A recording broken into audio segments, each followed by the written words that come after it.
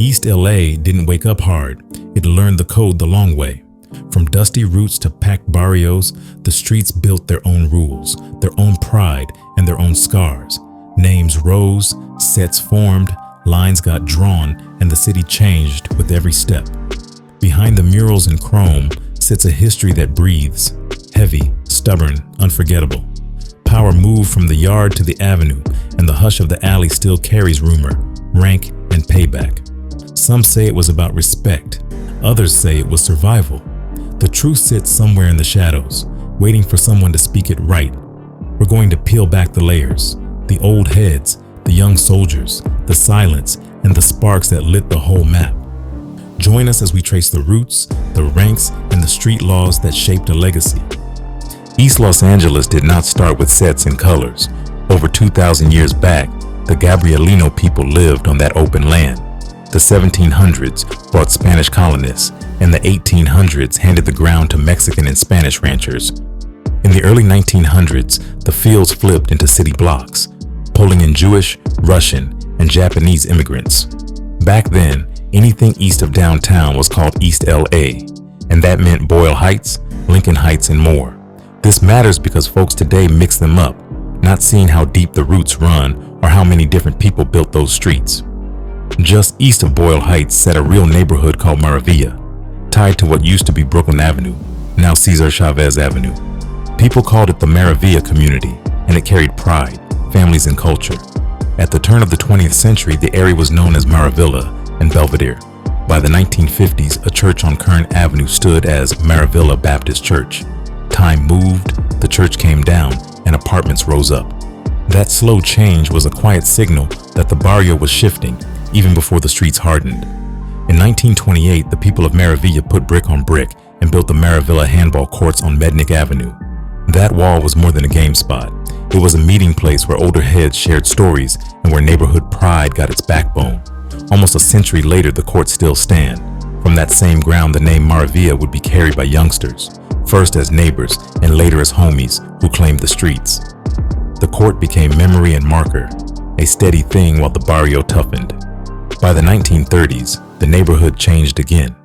Mexican immigrants moved in heavy, and Jewish, Russian, and Japanese families moved out to places like Compton and Watts.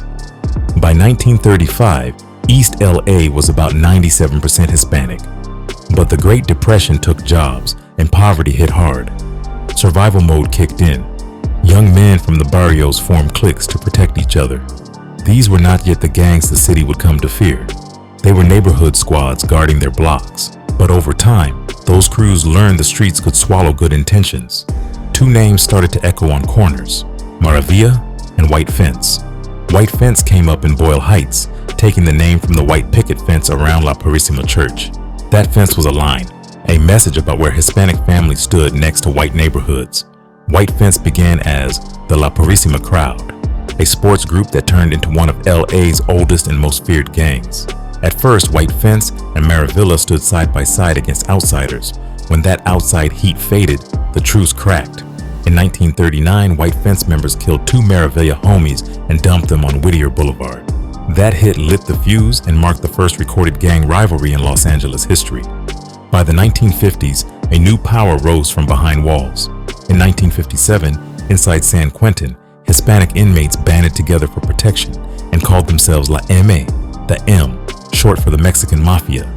What started as prison brotherhood became an empire, with rules that did not bend. No leaving, no infighting. Moves on the street would answer to them. When members paroled, they brought those codes back to the hood. For a moment, even old rivals like Maravilla and White Fence cooled off, because the Mafia's rise demanded order. But peace built on fear is thin. Maravilla did not stay a single crew. It became a tree with many branches, each holding the same name, but standing on its own turf. These barrios claimed roots in unincorporated East LA, far from city limits, but close to the heart. Arizona Maravilla, El Hoyo Maravilla, Ford Maravilla, Mariana Maravilla, and more came up carrying the banner. Some say El Hoyo Maravilla started in the late 1920s or 30s, making it one of the oldest Chicano sets in East LA. From that seed, others spread into the San Gabriel Valley, Montebello, Nevada, and the Inland Empire, each with its own flavor and history.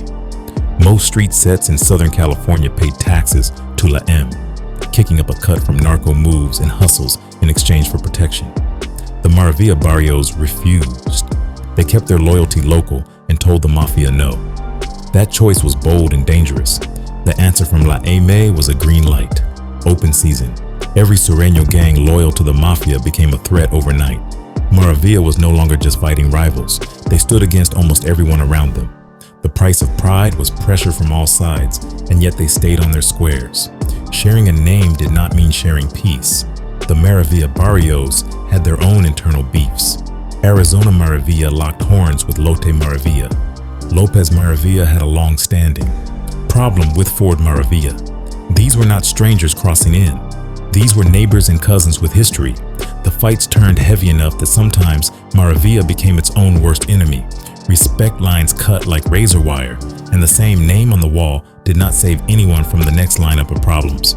Even with deep grudges, there were moments when the homies tried to freeze the beef. In 1986, during the Christmas holidays, a truce meeting took place. The aim was simple: a ceasefire for the season. In 1994, another peace treaty was made while war with La M burned hot. For a while, the peace held. For almost 2 years, the Maravillas did not fight each other, standing together because the Mafia was a bigger threat. Some call that their strongest moment of unity. Others say it was only a pause that the streets could not hold. Each Maravilla set moved with its own style. Ford Maravilla stayed active and visible, mobbing through its blocks and catching funk even with Fraser and Mariana. Gage Maravilla stood near the famous El Pino tree, holding the border between East LA and Boyle Heights.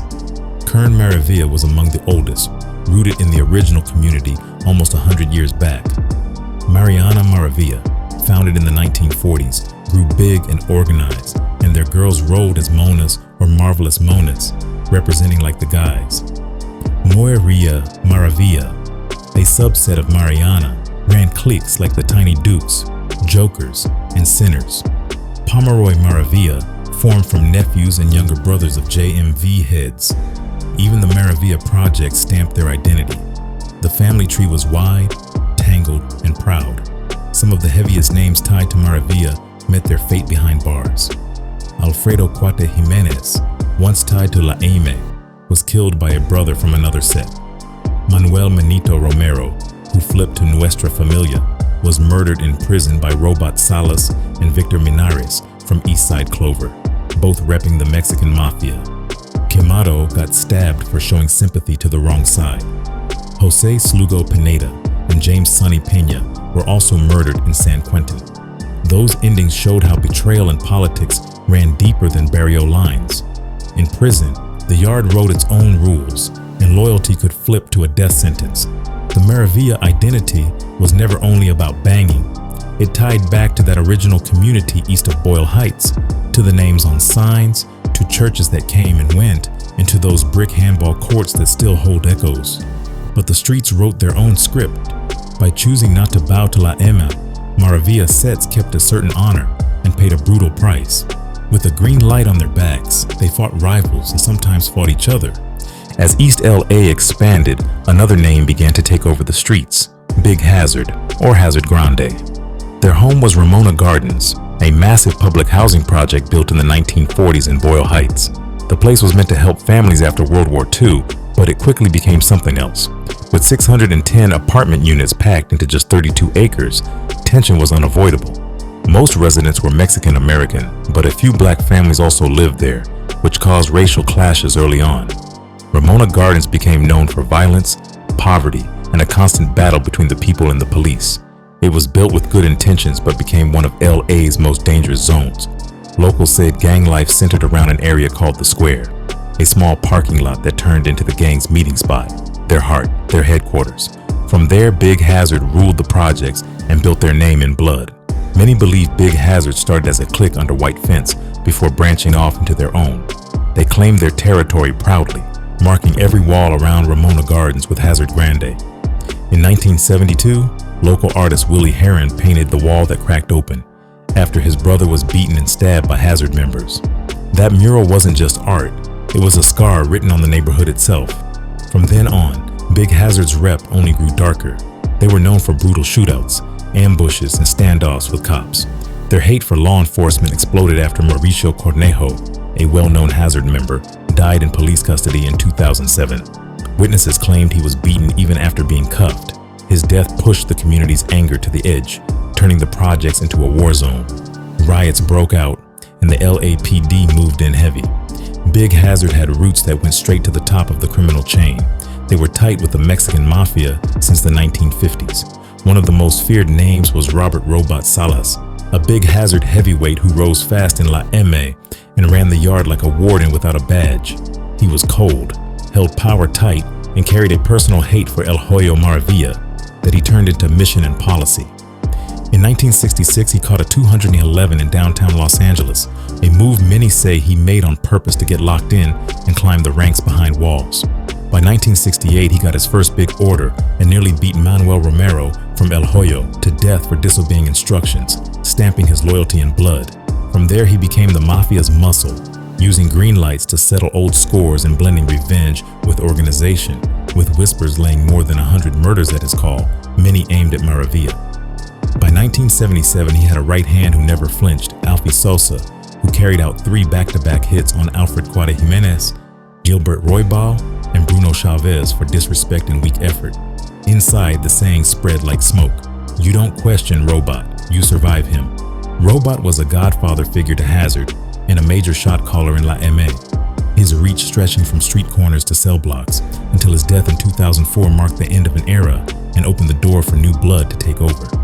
Another name was Adolf Champ Reynoso, another Hazard OG, an Ime enforcer. Then there was David Smilon Gallardo, who carried out hits for the Mafia and controlled Ramona Gardens with an iron hand. But even loyalty had limits. Between 1992 and 1993, the Mafia ordered the deaths of several Hazard members: Manuel Rocky Luna, Ricardo Rascal Gonzalez, and Charles Charlie Brown Manriquez. Each one was taken out by Ime's own soldiers, proving that nobody was untouchable, not even Hazard's own. In 1994, actor Edward James Olmos decided to make a film that showed the real lives behind LA's gang culture.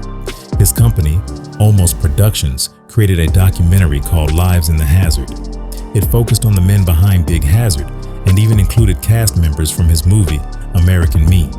But behind the camera, tragedy struck. One of Olmos's gang advisors, Ana Lizarraga, was a respected counselor who grew up in Ramona Gardens. Locals knew her as the Gang Lady. She was helping broker truces between feuding sets and even brought rivals together during the filming. But on May 12, 1992, Ana was shot execution style in her driveway, just weeks before her 50th birthday. The shooter was later identified as Jose Gilbert Gonzalez, a Hazard member who got life in prison. Her murder rocked the Latino community, a reminder that in this life, even the peacemakers could get caught in the crossfire. Through the years, Big Hazard fought with nearly every Latino gang around them: the Avenues, 38th Street, Barrio Nuevo Estrada, and more. Their mortal enemies were Girardi Loma 13 and the crazy-ass Mexicans KAM. Yet sometimes, the streets forced unlikely peace. During the early 1990s, while filming American Me, Big Hazard made a truce with their rivals from Michigan Chicano Force, MC Force. It was Ana Lizarraga who made that happen, trying to prove that not every fight had to end in blood. But as history shows in East LA, truces are fragile things. At a small house party on December 12, 1994, the vibe flipped fast when a guest wrote MRV for Maravilla on paper, and Guadalupe Dominguez crossed it out. In gang life, crossing out a placa is a straight-up slap. A Maravilla homie, Genaro Origel Candido, stormed in, pressed the room about who dissed the set, hands got thrown, and he got tossed from the house. He later called and said he was coming back to retaliate. Around 1:30 p.m., cars pulled up, shots rang out into the home, and neighbors saw the blast. One witness said she was sure she saw Origel Candido firing. Another said the shooter looked very similar to him. The message was simple: cross out MRV, pay the price, and the neighborhood felt it. Origel Candido claimed he was wearing jeans, a white turtleneck, and a blue shirt, not the black fit witnesses mentioned. He said the IDs were shaky. But jurors are the ones who weigh faces and voices, not the court. The Supreme Court looked at it the way the law demands. Could a rational jury see guilt beyond a reasonable doubt? With one witness firm on her ID and another backing it up, the conviction for shooting into a dwelling stood solid. The state said gang culture made this predictable since what separates a criminal gang from kids that play basketball is criminal activity. The state tried to stack time with a gang enhancement under Nevada law, saying MRV is a criminal gang and the shooting furthered the gang. But the high court cut that extra time. Why? Because the expert only gave conclusions, not proof that felonies were a common activity of Maravilla as the statute requires. No numbers, no pattern, no details, just yes. That was not enough, so the conviction stayed, but the gang add-on got reversed. A legal check that says you cannot enhance unless you prove the gang piece right, and that ruling would echo in other gang cases where the state tries to push the paper without bringing the receipts. In the summer of 1995, a quiet East LA street turned into a setup for war. Alonzo Ramirez moved his wife and kids into a house sitting deep inside Big Hazard territory. He saw their placas, their graffiti, their homies almost every day. One problem: Alonzo's oldest son was from crazy-ass Mexicans, KAM, a deadly enemy of Big Hazard, and sometimes came back home to visit. In gang law, that alone was straight disrespect. June 17, 1996, East LA. On North Cordova, inside Lopez Maravilla turf, 7 guys wrenching on a car get lit up. 2 shots from a rifle cut down Jose Alberto Rodriguez and Hector Ricardo Gonzalez Martinez. Cops say the shooter is Jose Gonzalez from Lot Stoner's 13, a rival set across the line. He is inked up with Lot 13 on his neck and head, and that beef over turf runs deep. One witness, Juan Rocha, points him out clean.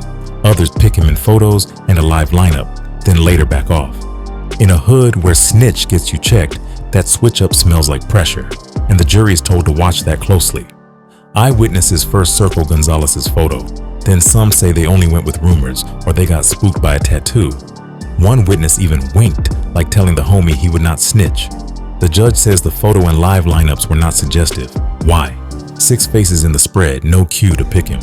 At the live lineup, the back of the head tattoo shows when he turns, but nobody saw a tattoo on the shooter that night, so the mark did not steer the ID. The court keeps the IDS in play and lets the jury weigh who is real and who is folding to street heat. Detectives find a .223 Armalite stashed under a house tied to Lot Stoner's. 2 shell casings at the scene match that rifle. A Lot member, Homero Cardenas, tells police on tape that Gonzalez said he did it, then flips back, then flips again. It is messy, but the gun link plus Rocha's ID gives the state a lane. Gang expert Sergeant Al Garcia breaks down the rules. Lopez MV and Lot Stoner's 13 are bitter enemies. Turf matters. Rats get dealt with. He says witness intimidation is real on both sides, and a gang member rarely lies to put his own homie in a murder. The judge lets this in as expert game, not crystal balling any one witness, just mapping the culture so the jury can read the flip-flops without getting played. A crime scene photo comes in to show where witnesses first placed the gunman. Defense says it is off, but the judge says jurors can handle the differences. A videotape trying to copy the night lighting gets bounced.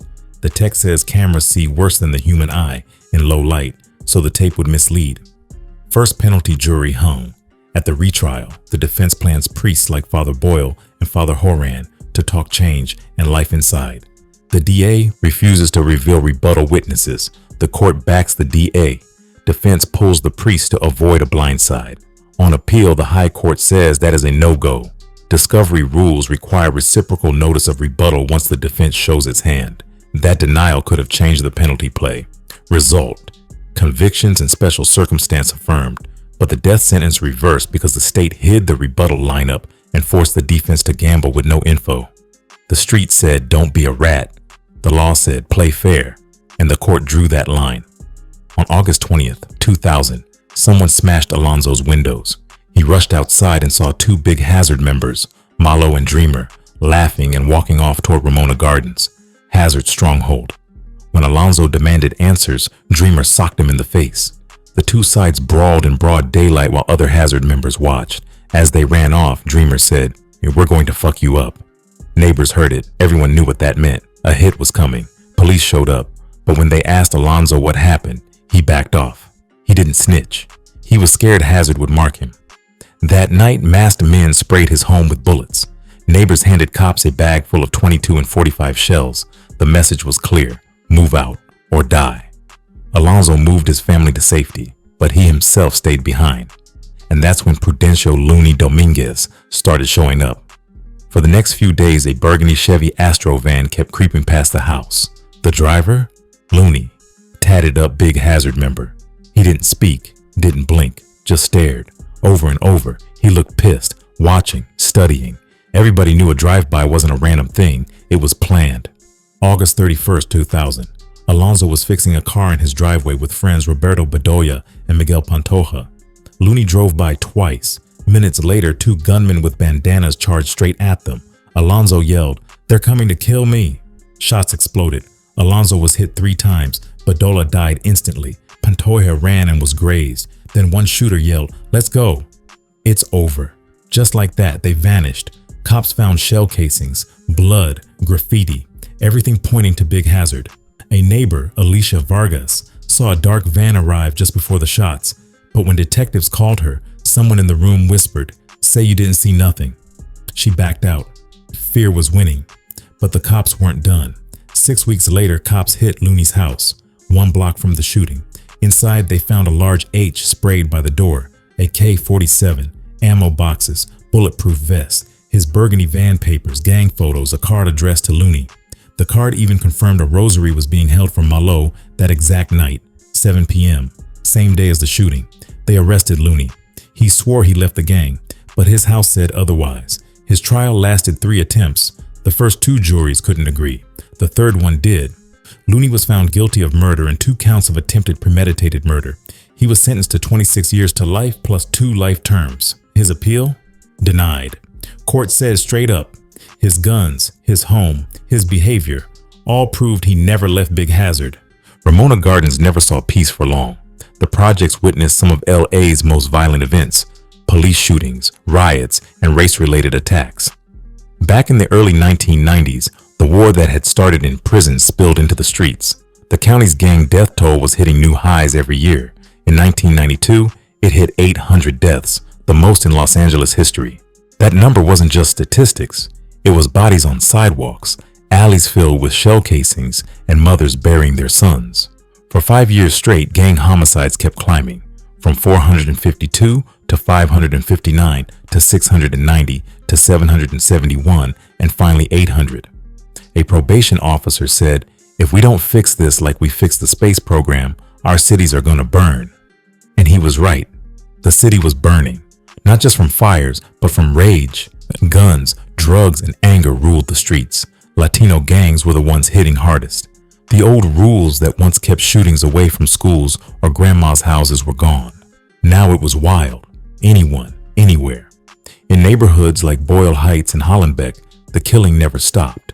By 1992, gang murders in the Hollenbeck division jumped from 26 to 51 in just 1 year. Black gangs had signed truces, but Latino gangs were going to war.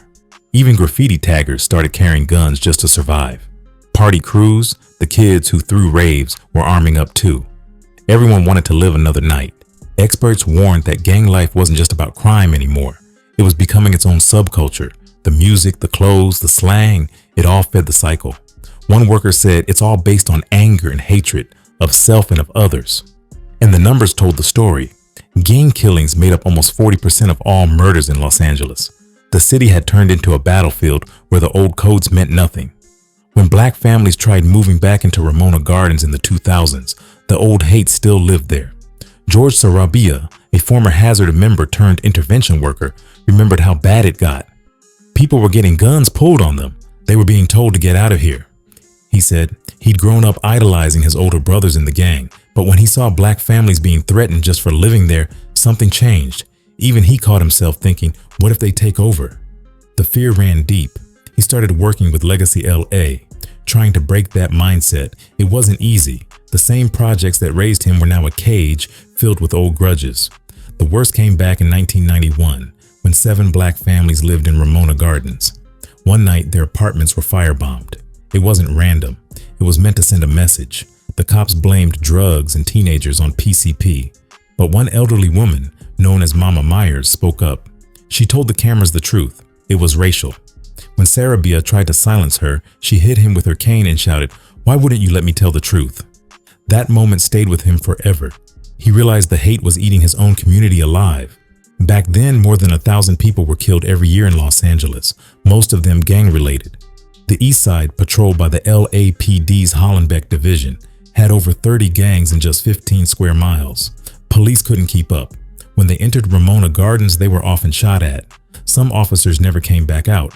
At the same time, residents accused the LAPD of going too far, raiding homes, arresting kids, beating down anyone who looked like a gangster. It was a cycle of hate. The gangs hated the cops feared the gangs, and the people were stuck in the middle. Years later, things started to shift. People like C.J. Johnson, a young black father, moved into Ramona Gardens with his girlfriend. At first, it was tense. One of the older cats pulled me aside and said, "We can't go to Nickerson Gardens and play ball, so why you here?" Johnson remembered. It wasn't just a threat, it was a test. But over time, he earned respect. He joined local basketball tournaments, helped bring other black players in, and slowly the walls began to crack. Sarabia saw hope in that. CJ opened a door. He said, "We gotta break that barrier." It wasn't perfect. Guns were still pulled during games, but people kept showing up. By 2013, Black and Latino kids were playing together in the same gym, something unthinkable 20 years earlier. Sarabia called it history in the making. Even with progress, fear never disappeared. Residents like Jeff Littrell, a black father raising his son Malik in the projects, kept reminders of the danger. When someone threw a rock through his window, he kept it as a warning. "I still have the rock," he said, "just to remind me where I'm at." But over time, he and Malik became part of the neighborhood. Malik was smart, friendly, and good at sports. "He's got more love than me around here," Jeff said proudly. "I can go wherever now because of him. They know I'm Malik's daddy." That kind of acceptance didn't happen overnight. It took years, patience, and the courage of people who refused to give up. But deep down, everyone knew the peace was fragile. The ghosts of the past still lingered on the walls of Ramona Gardens. On July 15th, 2008, three homies, Hector Duarte, Armando Jordan, and Johnny Cervantes, hit a house at 10 a.m., pushed in with straps and demanded feria. Inside, Jubencio Hernandez, his son, and two workers got zip-tied, face down with pillows over their heads while wallets, keys, and cash got snatched. Maria Velasquez handed over her money to Jordan. Sirens hit, the crew peeled, and all three were scooped later. Cops found two guns that matched the victim's story, but no prints or DNA. Still, the victim's play-by-play held tight. After the arrests, Jordan and Cervantes claimed Maria Maravilla. Duarte said he was ex-MV. A gang expert said Maria is a subset tied to Mariana Maravilla, showed the plazas, hand signs, and a MySpace flick of Jordan throwing it up. All three had MV Inc. The expert laid out MV's primary activities: murder, dope sales, gun cases, assaults, shootings, arson, robberies, and listed member convictions for a concealed burner in 2007 and dope in 2008. The jury heard it and connected the dots. The court said the gang add-on fit because the lick was for the benefit of or in association with a criminal street gang and done to promote, further, or assist gang crime. Three active MV heads rolled together, which boosts muscle, fear, and rep, and the proceeds keep heat on the block. The crew even hid outside their 5-block hood, a move that keeps IDs low while pumping the gang's name. That was enough under the law. Burglary can't carry the 12,022.53 gun time, so the judge lawfully swapped in 12,022.5. Same personal use element, proper for burglary. High term picked, and the count got stayed. Cervantes tried to toss 2 strike priors as too old, but his sheet was long and loud. Juvie hits, robberies, guns, prison terms, parole violations. The court said he's exactly who 3 strikes is built for and left his 57 to life standing while Duarte and Jordan took 19 to life each. On February 2nd, 2010, a grand jury hit Elmer Maravilla, aka Elmo, with Fed drug and gun counts. He took a deal, pled to conspiracy to distribute 50 grams or more of meth, and the feds dropped the 924-say gun count. He signed the paper and rolled into sentencing, where the court gave him 145 months in the pen and 8 years supervised release. His lawyer filed an Anders brief saying he saw no non-frivolous issues, but Elmo still pushed back on how the judge stacked his numbers. At sentencing, witnesses laid it out. They said Elmo ran point, a supervisor over moves that totaled 36.34 grams of actual meth. The court said in a conspiracy, you eat not just your dope, but what your crew pushes if it is reasonably foreseeable. A witness also saw a black pistol in his waistband during a deal. Even though the gun count was dismissed, the judge could still use that as relevant conduct and bump his offense level. That is how the guidelines work.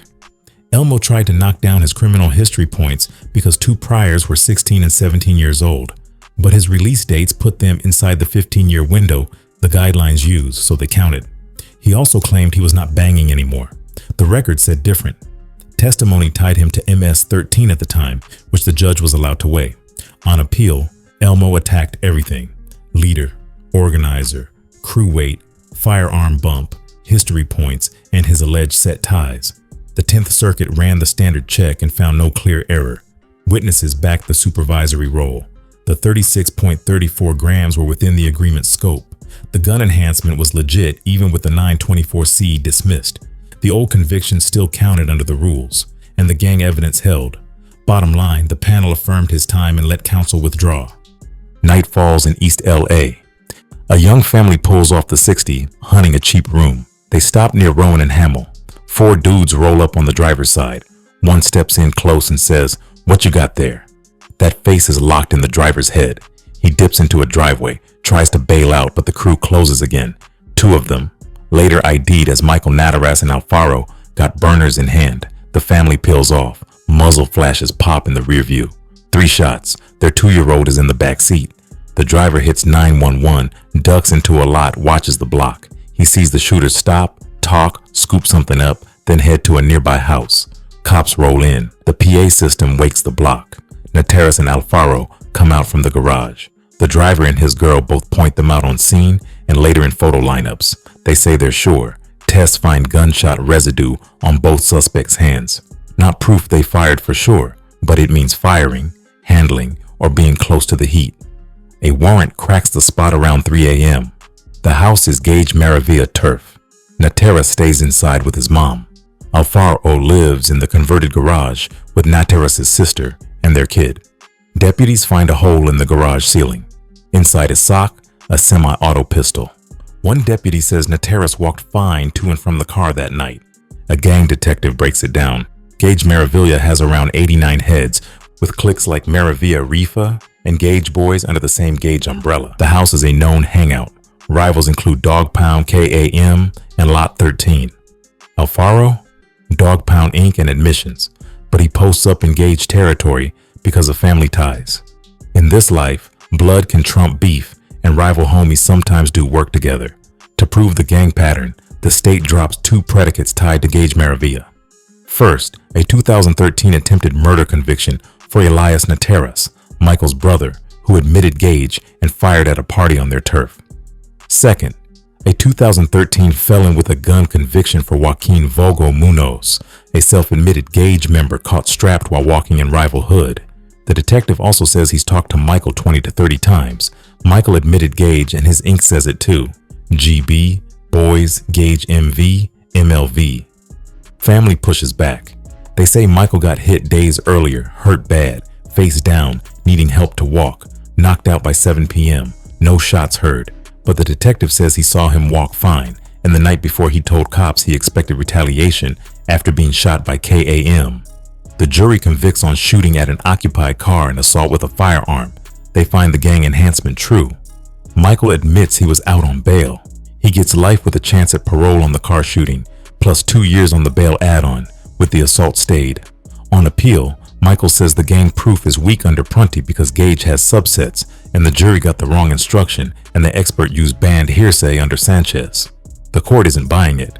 They say the state proved the big set, Gage Maravilla, not random subsets. The instruction matched the law, and the expert leaned on personal knowledge and certified court records for the predicates, not testimonial hearsay. Bottom line from the panel, the case stands as charged, and the gang tag sticks because the hit went down on Gage turf, boosted fear, and tied back to Gage through ink, admissions, and prior Gage cases. The street story lined up with the court record, and the enhancement rolls forward. By 2014, law enforcement finally decided enough was enough. A massive federal RICO operation targeted Big Hazard, calling them one of the most dangerous street gangs in East LA. Over 800 agents swarmed Boyle Heights, hitting homes across Ramona Gardens before sunrise.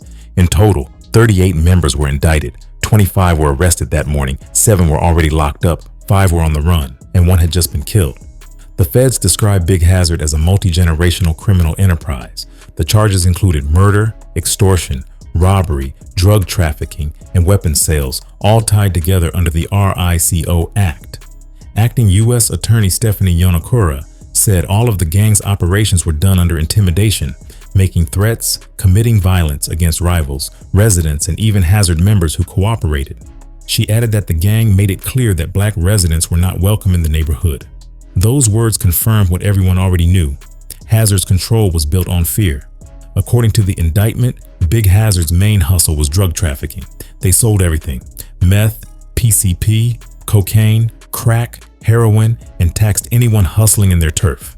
If you sold in Hazard's zone, you paid rent. Some of that money went straight to La M leaders in prison. The lead defendant was Manuel Larry Jackson, known as Cricket, a Mexican Mafia shot caller who oversaw Hazard's street ops. He ran the business like a CEO, ordering hits, handling drug deals, and keeping his soldiers in line. Because of Cricket's power, Hazard members could move drugs even outside their neighborhood without fear of retaliation, a privilege few gangs had. As one IRS agent joked, calling yourself a taxing authority gets the attention of the Internal Revenue Service.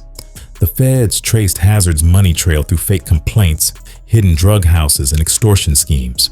Every move, every dollar led back to Cricket and the Mafia. The 110-page indictment painted a picture of total control. Hazard had CCTV cameras watching cops, fake calls sent to distract patrols, and intimidation against anyone who talked. Their graffiti said it loud, no blacks. Their message was simple: fear keeps people quiet. Federal agents worked alongside the LAPD, ATF, IRS, FBI, and the Sheriff's Department. The takedown hit hard. With RICO charges, each member faced up to life in prison. It was one of the biggest crackdowns in East LA history. But even after the arrests, one thing was clear: the name Big Hazard still carried weight. For decades, they turned a public housing project into their kingdom, their battlefield, and their legacy. May 3rd, 2014. The hood is tense. Store cams catch Christian Almanza in a light shirt walking first. Seconds later, Anthony Rivas rolls up in a dark shirt and light shorts. Inside Soto Liquor, Almanza speaks with Ricardo Hernandez. They step out, cut left, and the frame loses them. Then shots crack the night. Right before it pops off, the tape shows Rivas near a dumpster, pulling something from his pocket, hands moving like he is racking a semi. No trigger pull on camera, and that gap becomes everything. Witnesses only see dark clothes and a black t-shirt on the shooter. 4.380 casings hit the ground. Emerico Beltran, who grew up with Rivas, catches a round in the leg. He lives, but now a friend becomes part of the crime scene. And that twist adds heat to the gang story still unfolding. Cops say both Rivas and Almanza claim Big Hazard. The gang runs Ramona Gardens and the store corner. Soldiers put in work, OGs carry weight, shot callers call plays. A soldier taking out his own is rare unless a boss orders it. Fear is currency. If the hood thinks you will even smoke your own, nobody talks. After 1 a.m., a message hits Almanza's phone. "Hey, I need that toy." Other texts read, "I fudge up and what can I do?" And "I just hope they don't have me on camera." Plus, "Still here, me and Rivas, drinking, LOL." They don't clear Rivas, they tighten the circle. And the jury hears how even an accidental hit on Beltran can still ride with gang intent. Rivas attacks the case on 2 fronts: hidden texts under Brady and hearsay under Sanchez. The court says no reversal. The texts don't help him, and the gang expert stayed in bounds with proper hypotheticals and priors. Bifurcation denied. Enhancements stick, except one crack remains. New law lets the judge maybe drop the gun add-ons. The case goes back for that call, and the block waits to see if those years get shaved or not. Late 2014, inside Ramona Gardens, a Latina mom with 3 kids by a black man runs into Jose Saucedo. First time, he barks racial slurs and threats. Then it heats up. He comes back shirtless, Big Hazard Inc. showing, her 3-year-old right there. He tells her to bounce from the project, says, "Our hood don't get down like this." Warns her she doesn't want cocktails flying in the house, calls it her second warning. Around that time, a black families unit in the same project got firebombed. The message felt loud. Prosecutors file a criminal threat case, Section 422A, and stack gang and hate crime enhancements. Saucedo takes the deal, no contest, admits the gang tie and the hate tag. Judge lays down 11 years, but suspends it, puts him on 5 years formal probation. Terms are tight, no rolling with Big Hazard at all. Stay 100 yards from any Big Hazard homie or spot where they post up, and keep clear of the turf that feeds the set. 4 months later, cops spot him in the same housing project tied to the threat, kicking it with another Big Hazard member. Another officer hits his place and finds Hazard riding in gang gear. That's 2 strikes on the terms right there. Contact with a member and being inside a known congregation spot. Court runs the violation hearing and calls it probation revoked, suspended time turned on, 11 years to state prison with 300 days credit. He appeals, but his lawyer raises no issues under Wendy. The appellate panel says the record is clean. Being in the exact project where Big Hazard gathers proves he broke the 100-yard stay away, and he knew it. The judgment stands, and the warning he gave in the hood comes back on him. Hard. Back in early May 2014, the crew gathered up. Prosecutors say a ringleader, Carlos Hernandez, calls the shot. Word is, the order came down from Mexican Mafia figures, the prison power that moves many Southland sets. The plan sounds cold and clean. Hit apartments where black families live with Molotov cocktails, scare them out for good. Jobs get passed out like gear. Who breaks glass, who lights, who throws. Disguises and gloves get handed over. The mission is set, and the night is coming. May 11th, Mother's Day. The squad pulls up after midnight. They stash cell phones so cops can't ping their moves. They pick a route that ducks the cameras, slide through the courtyards and keep it low. Windows of 4 scouted units get cracked open with hammers. Lit bottles fly. 3 of those homes have black families inside, women and babies sleeping when the glass pops. One mother hears the shatter and rolls off the couch with her infant as a firebomb whistles past. It was a miracle that no one was injured, the U.S. attorney says, and the whole block knew it could have been a mass casualty scene. The point is not subtle. Terrorize, push out, make the project a no-go zone for black residents. Prosecutors say the goal was to drive African Americans away from Ramona Gardens. The statement is blunt. These defendants have admitted their goal was to drive African Americans out of this housing facility. That fear did not die with the flames either. Months later, a Big Hazard member told a black family to leave or they would get firebombed too. The threat kept moving, and so did the anxiety. 8 Big Hazard members are named in that night's run. 3 had already pleaded guilty under seal. In April 2018, prosecutors announced 3 more will plead: Jose Salcedo, 24, Edwin Felix, 26, and Jonathan Portillo, 23. The deal spares them from taking the stand against 2 others still fighting their cases. Each faces more than 30 years in federal time. The feds promised to ask for some leniency for those who confessed, but the time still sounds heavy. Carlos Hernandez, also known as Rider or Creeper, gets tagged as the one who planned and led the mission. He divided roles, gave out lighters and hammers, and even masked up the crew. He armed himself with a semi-auto, just in case the night turned sideways. Federal agents and local partners built a task force, and after 2 years of work, the charges got unsealed. The case shows how a housing project beef can pull in prison politics, street muscle, and federal law all at once. This was not a one-off. Prosecutors point to other cases where Latino sets use violence to push black residents out. Florence Firestone saw a campaign tied to 20 homicides over 3 years. Harbor Gateway carried the pain of Cheryl Green's 2006 killing. Highland Park had a string of assaults and murders in the 1990s. Ramona Gardens fit that pattern. The 2014 attack brought back the old echo in a place that thought it was getting past the 90s. While the firebomb case moved, another battle lit up the courts. In 2016, the ACLU of Southern California and partners sued over Los Angeles gang injunctions. They said the city slapped probation-like rules on people without a hearing, no chance to fight the gang member label. The complaint called out vogue criteria, clothes, friends, or just being in a certain area, and said thousands, mostly men of color, got hit with bans on normal life like hanging with family, drinking in public, or even carrying basic items. The ask was simple: stop enforcement until due process is real. The suit ran as a class action for nearly 10,000 residents. Plaintiffs included Youth Justice Coalition and 2 men placed on injunctions without any hearing, one from Echo Park, one formerly from Ramona Gardens. The legal shot said the city used injunctions because they could control people without filing criminal cases.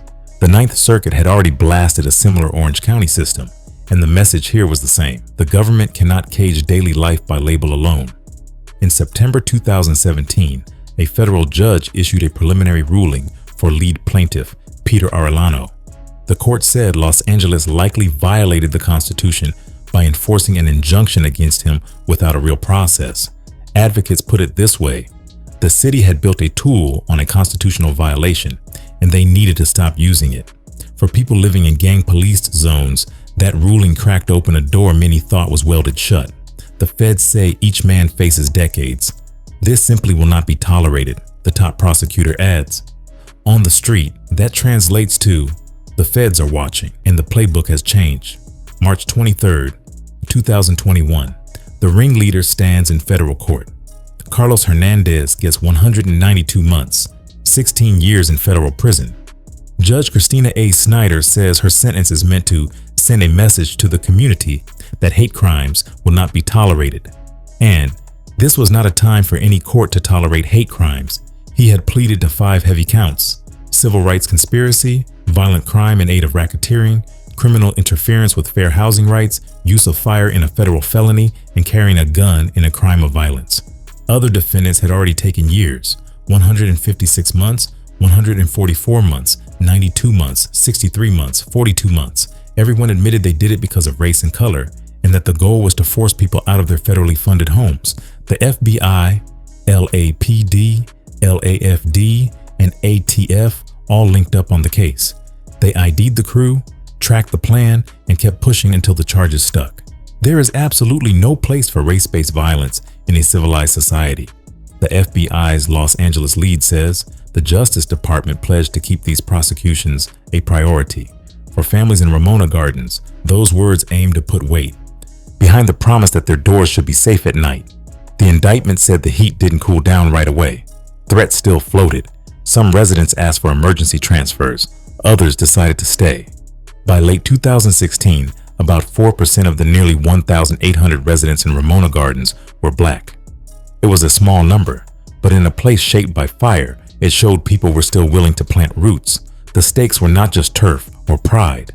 They were homes, babies, grandparents, and the simple right to sleep without looking over your shoulder. The smoke has thinned in East LA, and the streets breathe different now. The sirens are quieter, the murals are louder, and the vibe is pride, not panic. Car shows line up chrome under the sun. Lowriders glide slow, and the paint tells old war stories without firing a shot. Chicano art holds the corners where beef once did. The barrio still remembers, but it also heals. Maravilla and White Fence have not vanished, but the sets feel smaller, less active, more ghost than roar. The talk is simple, and it matters. Show respect. Get respect. That code keeps the peace better than any curfew ever did. The OGs who survived the worst years tell the youngsters to move smarter, stack legit, and keep the hood clean. You can feel it at block parties and Sunday meetups, families taking the sidewalk back, vendors posting up, kids running where yellow tape used to hang. Still, you can't erase history. The handball courts, the old avenues, the names on walls, they all whisper what this place paid. East LA is not trying to forget, it is trying to grow. The city that once bled now dances, and the same streets that hosted green lights now host shine and music. That's the flip, from fear to culture, from war to work, from sets to community. So where does the story go from here? Do the old rivalries fade, or do they just change faces? Can art and respect keep the peace when money and pride collide? Who protects the code when outsiders test the block? And if the hood is reborn, what will you do to keep it alive? Let us know what you think in the comments box below. And if you liked how we presented you this video, hit that like button and make sure to subscribe for more.